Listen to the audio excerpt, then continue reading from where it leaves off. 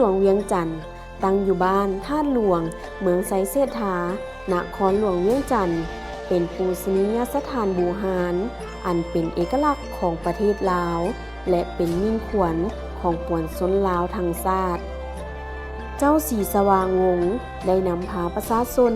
เฮ็ดบุญเฉลิมฉลองครบรอบ 2,500 ปี จึงได้กำหนดเอามื้อขึ้น 15 ค่ำ เดือน 12 ของทุกๆ ปี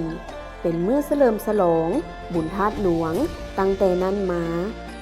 นอกนั้นมื้อสำคัญในงานบุญธาตุหลวงยังประกอบมีแห่พระศาสตร์เพิ่ง เวียนเทียน ตีขีใส่บาตรและนอกจากที่กล่าวมา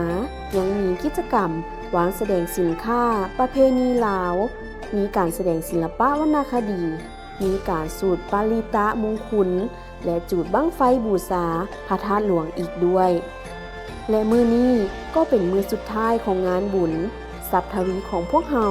ขอมอบวิดีโอนี้เพื่อเป็นส่วนหนึ่งในการอนุรักษ์มูลเสื้อ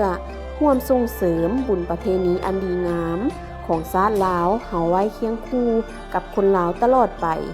ด้วยความรู้บุญคุณจากสถาบันการเงินทรัพย์ทวีภายใต้คำขวัญที่ว่าพัฒนารักษาสู่ความยืนยงไปด้วยกัน